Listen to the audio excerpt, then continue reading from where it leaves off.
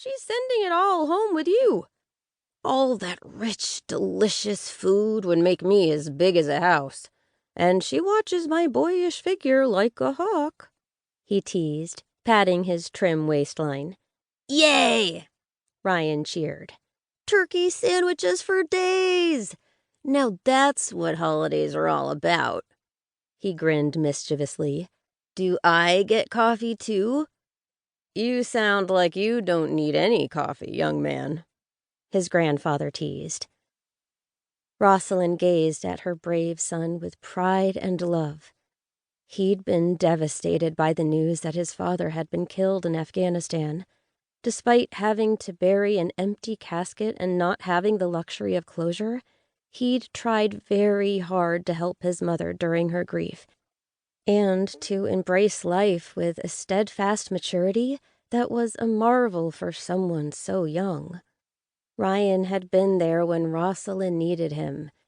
In his quiet, placid way, he had kept her going, even when he had no idea that she needed him to. "I could use a soda, though." Ryan's eyes were full of mischief, knowing that his mother rarely allowed him such indulgences. Brent looked at his daughter to gauge her reaction.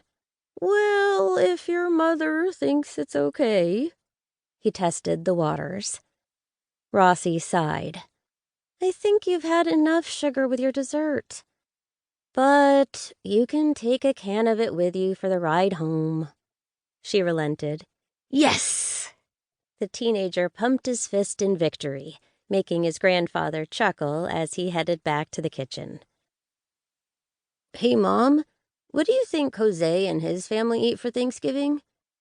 Ryan asked out of the blue when they were tucked into their SUV, driving back to Chatsworth with a back seat full of leftovers. Jose was an upstanding young man who did nearly all of the cooking at Hog Heaven and had become like family very quickly. "I would assume they'd have turkey and all the fixings, just like we do. Why?" "Well, I just thought maybe they'd have, like, Mexican food or something. I don't know."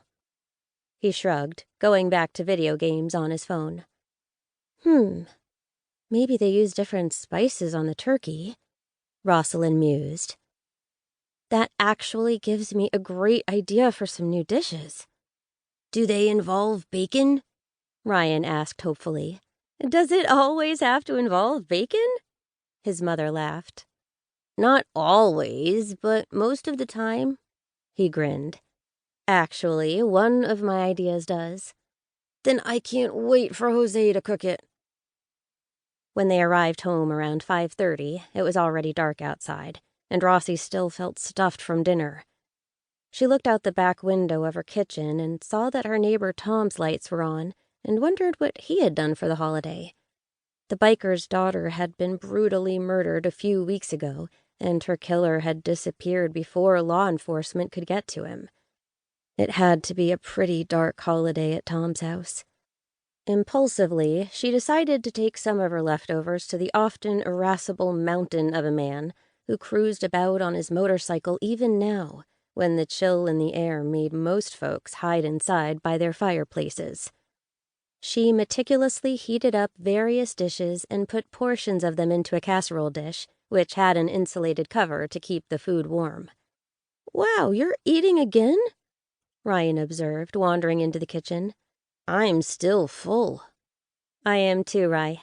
This is for Tom Hundman, from across the back alley," she explained, putting her jacket on. "You're going over there? Do you think that's safe?" "His daughter just passed away, and I don't think he has anyone else to spend Thanksgiving with. It's the right thing to do. I'll be fine, honey. Don't worry." Ryan still looked concerned, but nodded. His mother was the champion of strays, whether they were people, dogs, or any other sad or hungry creature who crossed her path. She tried to take care of as many as she could, and clearly Tom Hundman was no exception, even if most folks in town looked the other way when he passed by. "Okay, good luck," he said, returning to the living room to finish watching his movie. Rossalyn stepped into the backyard, feeling the dry brown grass crunching.